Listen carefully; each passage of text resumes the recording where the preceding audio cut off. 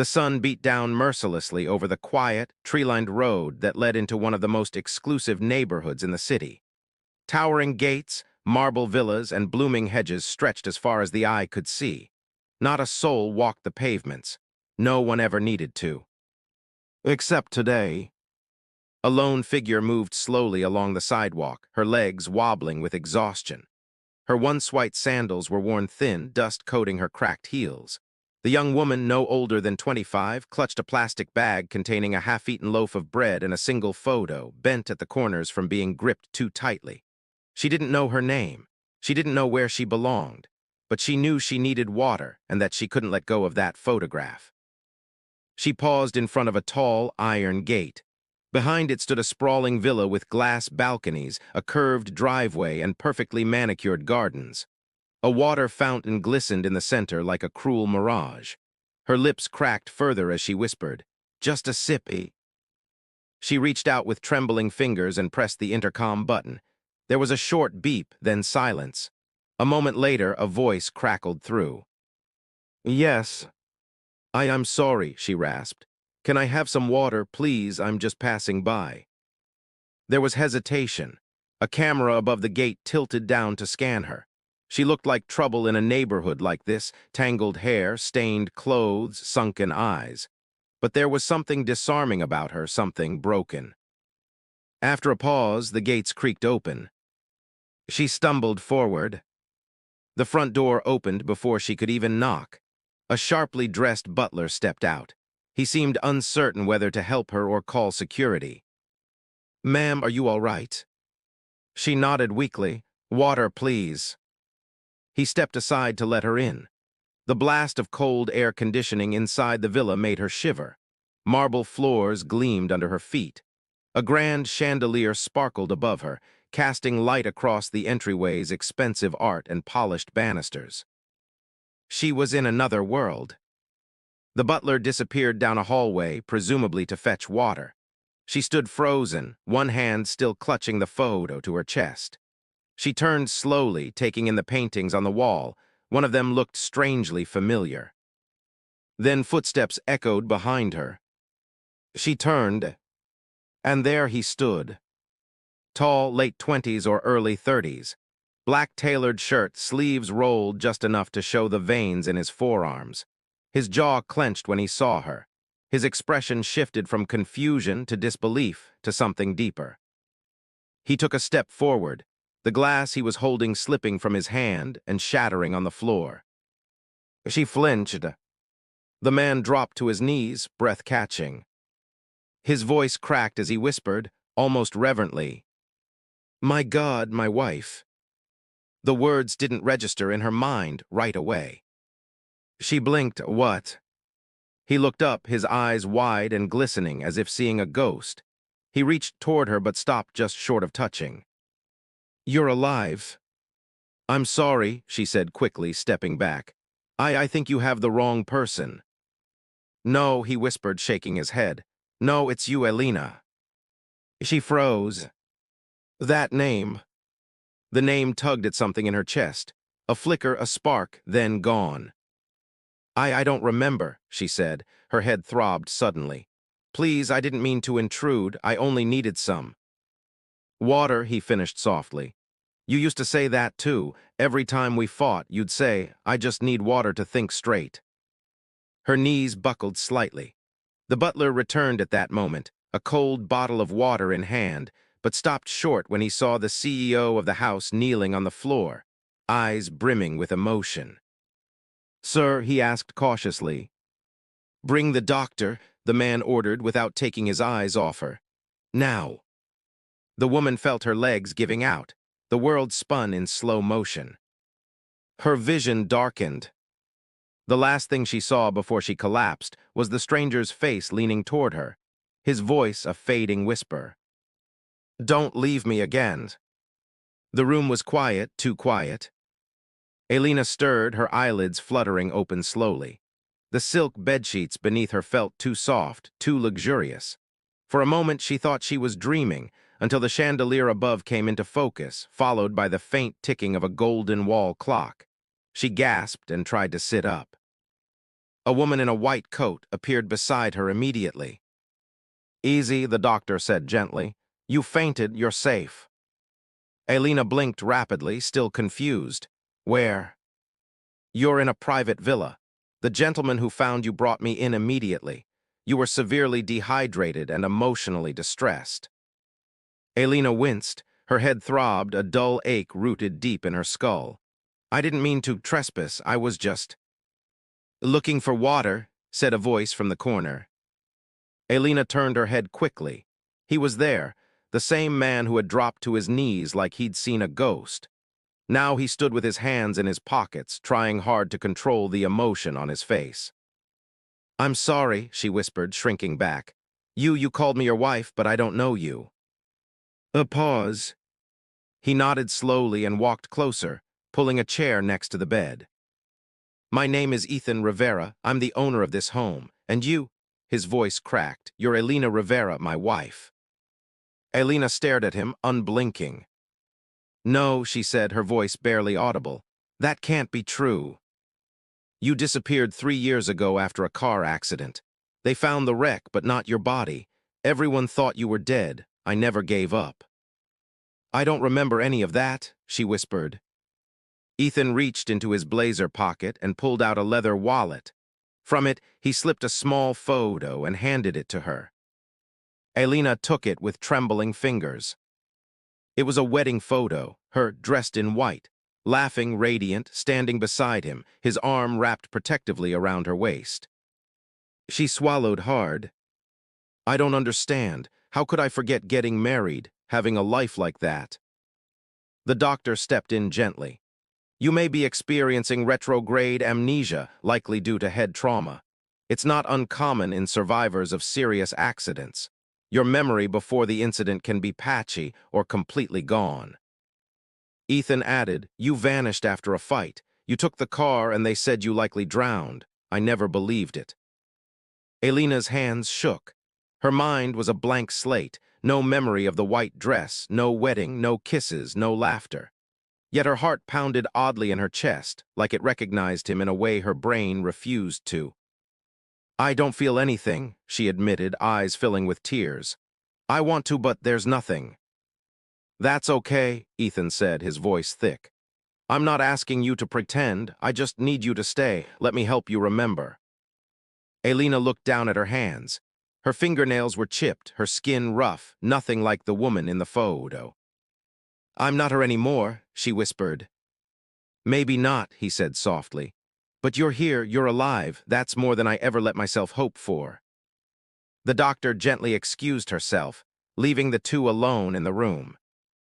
Ethan sat in silence for a moment, then pulled out a velvet box from his coat. He opened it slowly.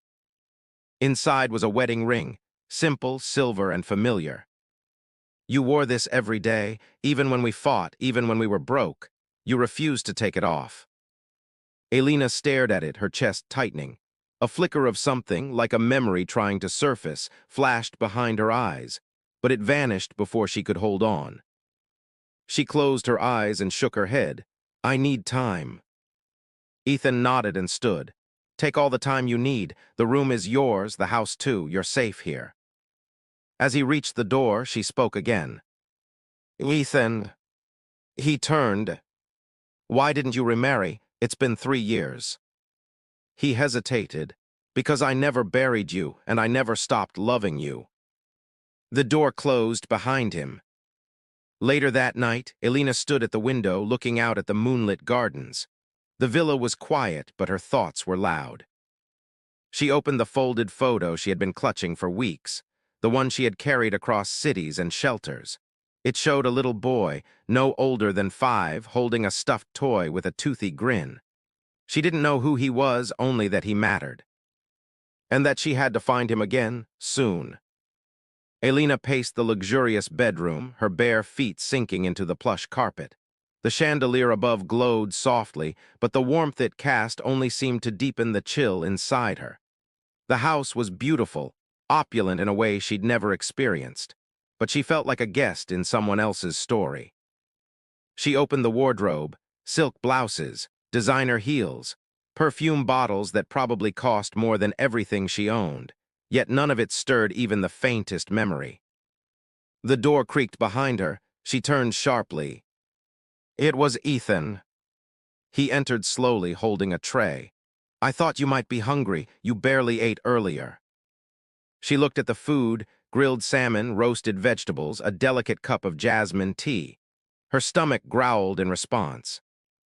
"Thank you," she murmured, taking a seat near the window. Ethan sat across from her but kept a respectful distance. "Do you mind if I stay?" She hesitated, then nodded. "It's your house." "It's ours," he corrected softly. "It was always ours." She avoided his gaze. "Not anymore. I don't remember anything, not even myself." "Do you remember your name at all?" She shook her head. "I've been calling myself Nia, short for nothing, just something to write on forms." Ethan gave a sad smile. "Your full name is Elena Grace Rivera. You loved lilies, hated anchovies, and you used to paint every weekend in the garden." He pointed outside to a small glass conservatory nestled between flower beds. She looked out the window. "It feels familiar, but not real, like I've dreamt it before." Ethan reached into his back pocket and handed her something wrapped in cloth. "You used to keep this with you always." She unwrapped it carefully. A small, worn sketchbook. Her hands trembled as she flipped through the pages. Pencil sketches of flowers, of a house by the water, of a man smiling beside a woman, herself probably, and one page, tear-stained and creased, with a drawing of a baby in a hospital crib. "A child." Her heart skipped. "You drew these," Ethan said. "After we lost our first baby, it broke us, but you kept drawing. You said art was the only place grief couldn't reach." A single tear rolled down her cheek. "Why don't I remember any of this?" He didn't answer. There was no answer. Instead, he asked, "Can I show you something else?" She hesitated, then nodded. Ethan led her through the halls, past grand staircases and crystal chandeliers, to a room tucked in the corner of the house. He opened the door. It was a studio. Canvas paintings covered the walls, her paintings. Swirling abstracts, portraits of people she didn't recognize, pieces full of color and chaos and heart. In one corner stood a painting covered in a white sheet. Ethan approached it and slowly removed the cloth. Elena gasped. It was a portrait of her. Eyes closed, lips parted slightly, hair flowing like a halo, painted with such aching detail it almost looked like a photograph. "You painted this a week before you vanished," Ethan whispered. "You said it was a goodbye, though you didn't know why." She stepped closer. Her fingers brushed the canvas. A strange feeling tugged inside her chest again, like something was trying to break free.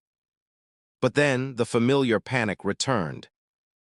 "I'm not that woman anymore," she said shakily. "Whoever she was, she's gone. I've been living in shelters, cleaning train stations, watching over a child who's not even mine." Ethan froze. "A child." She stopped talking. Her eyes widened. She hadn't meant to say that. Ethan's voice lowered. "What child?" She looked away. "Just a boy. He thinks I'm his sister. I've been looking after him." "Where is he now?" "In a shelter downtown," she admitted reluctantly. "Safe for now." Ethan stared at her, something shifting in his expression. "How old is he?" "5." The silence stretched. Then Ethan spoke, slowly, carefully. "We had a son, Elena. After you vanished, I didn't know if he was alive, but you just told me. He's 5. Elena staggered back, heart racing. The photo she always carried, the one with the boy in it, it suddenly clicked. "No," she whispered, "that can't be." "Do you have the picture?" he asked. With shaking hands, she pulled it from her pocket and handed it over. Ethan looked at it, and then his knees gave out. He sank into the chair and covered his mouth. "It's him," he whispered. "It's our son." Elena dropped to the floor, stunned. "But I thought he was my brother. I didn't remember having him. I only knew I had to protect him." Tears streamed down Ethan's face. "You did protect him. You saved him. Even when you didn't know who he was, you kept him alive. The weight of it crashed down on her. She had a child. With this man. A whole life, a family, a love, stolen by silence, wiped by trauma, lost in time. And now, slowly, painfully, it was all coming back. The next morning, Elena sat alone on a stone bench in the villa's garden, the morning sun warming her back as she stared at her hands. They trembled slightly, stained faintly with charcoal dust from the night before. She had spent hours in the studio, sketching, drawing without thinking, and somehow her fingers remembered what her mind did not. A sketchbook now rested in her lap, and she'd filled half its pages in one night. The movements had come naturally, as if her muscles knew who she was, even if her brain still didn't. She turned the page and paused. She'd drawn him. Ethan. Not consciously, not even intentionally. But there he was on the paper, rendered with such clarity and emotion that she gasped at her own hand's betrayal. His eyes, sharp, tired, longing, gazed out from the page with quiet intensity. Elena shut the book quickly and pressed it to her chest, her breath shaky. Somewhere inside, a voice whispered that she was close to something, close to the truth, but fear made her hesitate. Footsteps approached. She didn't have to look up to know who it was. Ethan stood beside her, holding 2 mugs of coffee. He handed one to her. Thought you might need something warm. Thanks, she said quietly. They sat in silence, sipping slowly. I looked into the shelter, he said after a long pause. The boy you're caring for, I had someone check. His name is listed as Liam, no last name. Elena nodded slowly. That's what I called him, just Liam. Ethan looked at her gently. You never let go of him, Elena. Even when you lost everything, even your own name, you held on to him. She wrapped her fingers tighter around the mug. I remember flashes now, not full memories, but emotions, sounds. I remember his cry, the way he clung to me. I remember singing to him in the dark. I just didn't know why. You protected him when I couldn't, Ethan said quietly. You have no idea what that means to me. Elena looked at him, tears in her eyes. Why didn't anyone find us? Ethan's jaw tightened. I tried, he said. I searched everywhere, hired private investigators, paid bribes, went on the news, but someone, he hesitated, then continued. Someone didn't want you to be found. Elena frowned. Who? He looked at her carefully. Do you remember the name Julian Blackwood? The name hit her like a gust of wind, cold, distant, but familiar. I don't know, she whispered. He was my former business partner. He hated that I married you. Said I lost focus after Liam was born. We were in the middle of a major contract, billions at stake. And then, just days before finalizing the deal, you disappeared. Elena looked at him, slowly connecting dots. You think he did something to me? I think he made sure no one would ever find you. I just couldn't prove it. I had no body, no evidence, and Julian's hands were always clean. But now that you're back, maybe your memory holds the key. Elena stared down at the mug in her lap. A cold knot formed in her stomach. I don't want Liam in danger. He won't be, Ethan said firmly. Not anymore. I'll bring him home today. You should be with him. Elena grabbed his hand without thinking. No, I need to go with you, please. Ethan hesitated, then nodded. They drove through the city together in silence, the world outside passing in a blur. Elena's heart pounded louder the closer they got to the shelter. When they arrived, the matron greeted them at the front door. Her eyes widened when she saw Ethan. He's been waiting for her all morning, the woman said softly. Wouldn't let anyone else touch his breakfast. Elena stepped inside slowly. She heard it before she saw him, a soft humming, the same lullaby she used to sing. Her own voice echoed in her mind. And then she saw him. Liam, curled up on a cot, hugging a worn teddy bear, his dark curls a mess, his cheeks round and sleepy. He looked up as she entered, and the moment their eyes met, he jumped to his feet. Mama. The words struck her like lightning. She dropped to her knees just in time to catch him as he ran into her arms. Tears spilled from her eyes as she held him, burying her face in his curls. His tiny hands clung to her neck, his voice trembling with joy. "I knew you'd come back," he whispered. Ethan stood frozen at the doorway, his hands clenched, his face pale, stunned, overwhelmed. Elena turned toward him. "Liam," she said softly, "this is your daddy."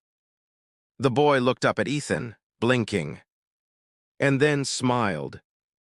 "Hi." Ethan fell to his knees, too, unable to stop the tears now streaming down his face. "Hey, buddy." They sat there in silence, just the three of them, reunited after years of chaos, pain, and loss. No memory, no trauma could take this from them now. Elena looked at Ethan, and for the first time, deep in her chest, she felt something. Not just longing, not confusion, but recognition. A piece of her had returned. The clinking of cutlery echoed through the sunlit villa kitchen as Anna sat at the long dining table, watching Nicholas pour her a glass of fresh orange juice. He moved carefully, trying not to overwhelm her with the weight of his presence. The morning was quiet, but Anna's mind was loud with flashes of dreams she couldn't quite make sense of. "Did you sleep okay?" he asked gently, placing the glass before her. She nodded slowly.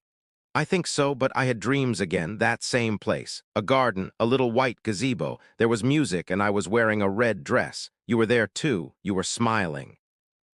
Nicholas froze for a moment. He knew exactly what memory she was describing. It was the night he'd proposed. "That was real," he said softly, sitting across from her. "That wasn't a dream. That gazebo is still here. I could take you there." Anna looked down at her juice, gripping the glass tightly. "So it's true, I was really your wife." Nicholas leaned forward, his voice trembling with equal parts hope and pain. "Yes, you were everything. We met years ago, you walked into my life like a spark, like fire. You made this empty mansion feel like a home.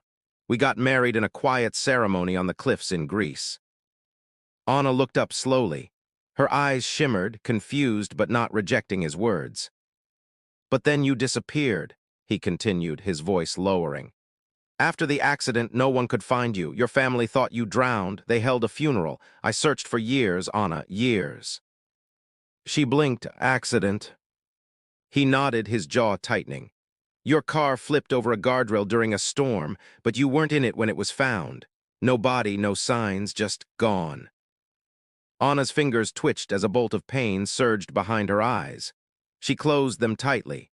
Images flickered, lightning, screaming, crashing metal, water rushing. Nicholas noticed her distress and quickly moved to her side. Hey, it's okay, don't force it." "No," she whispered, placing her hand over her head. "I remember headlights, someone shouting my name, then I was in water, and pain, so much pain." He reached for her hands. "You were hurt badly. We think someone found you and took you to a rural clinic. You were listed as a Jane Doe. No one connected the dots." Tears rolled down Anna's face.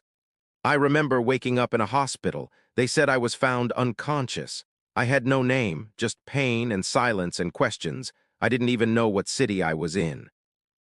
Nicholas pulled her into his arms as she cried. "You're home now. I'll never let you go again." But Anna pulled back slightly, her voice shaking. "But I'm not the same. I don't remember everything. What if I never do?"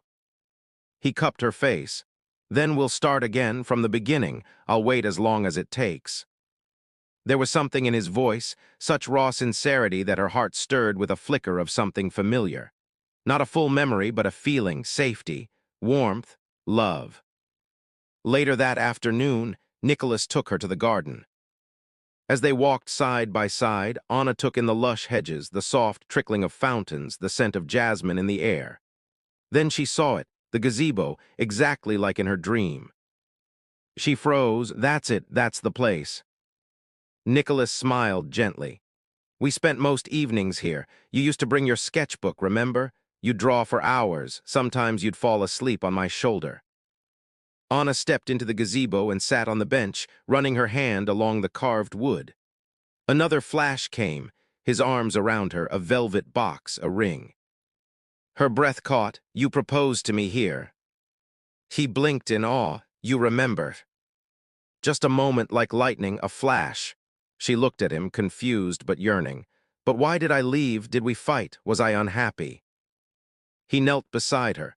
"No, we were happy. You were going to surprise me that day. You'd gone to pick up something for our anniversary. I never blamed you for vanishing. I only blamed the world." She reached up and brushed a tear from his cheek. "I can't promise I'll remember everything," she said softly. "You don't need to," he replied. "I just want you however much you can give me." They sat in silence, the sun casting golden beams through the leaves. For the first time in years, Anna felt something shift inside her, a flicker of belonging.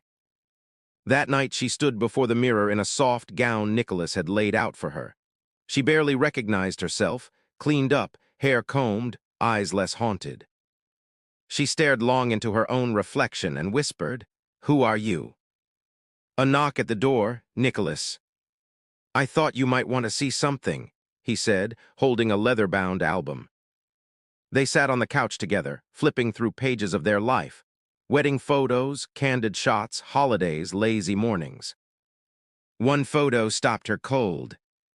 It was of them dancing under the stars in the gazebo, her head on his chest, his eyes closed as if holding the entire world in his arms. Something broke open inside her, not a memory, but a certainty. "I think," she whispered, "I think I loved you deeply." He reached for her hand. "You still do, and I still love you." This time, she didn't pull away. The villa was quiet that night. The moonlight filtered through the tall windows, casting silver shadows across the marble floors. Layla sat on the edge of the guest bed, staring blankly at the glass of water in her hand. Across the hall, Adrian stood alone on the balcony, his hands clenched, his heart thudding. Earlier that day, the DNA test had returned. It confirmed what both feared and hoped. Layla was indeed his wife. Yet neither spoke of it. Instead, silence had wrapped itself around the villa like a second skin. Neither wanted to shatter it, not yet. Layla wandered out into the garden under the cover of night. The stillness calmed her. The fountain in the center trickled softly, the same fountain she had drunk from when she first arrived, dry and disoriented. Adrian found her there. He didn't speak right away. He simply stood behind her, watching her trace the rim of the fountain with her finger. "You used to love this garden," he said quietly. She looked up surprised but didn't deny it. "It feels familiar." He took a step closer. "Layla, you don't remember me, but I remember everything." She turned to face him. "Tell me, please." And so he did. He told her about their secret wedding, how she had laughed when he proposed with a twist-tie ring, how she had danced barefoot in this very garden, how they had planned to travel the world before tragedy struck. "You went missing during that storm," he said, voice cracking. "We searched everywhere. They told me you drowned." She listened, her eyes welling up. Images began to flash in her mind, flickers of a hand in hers, a garden at dusk, a kiss beneath the olive tree. But it was all still blurry, like a dream she couldn't quite catch. "I was in a hospital for months," she whispered. "They said I washed up miles away, no ID, no memory, just nightmares." Adrian stepped closer. "But now you're here, you came back." "I didn't know why I walked through that gate," she said. "I was just thirsty, but something pulled me here." He gently touched her hand. "Because your heart remembered what your mind forgot." Layla let the tears fall. For a moment they just stood in silence, two souls lost and found.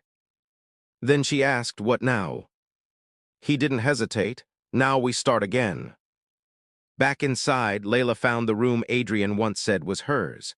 She stepped in and saw the photos on the wall, her smiling with him, memories frozen in time. She picked up a journal by the bed. Her name was scribbled inside, her handwriting, her thoughts, her dreams. Page by page, her life began to return. Outside the door, Adrian waited, not as a stranger, not as a billionaire. but as a man who had waited years to hold his wife again. And tonight, for the first time, hope returned with her,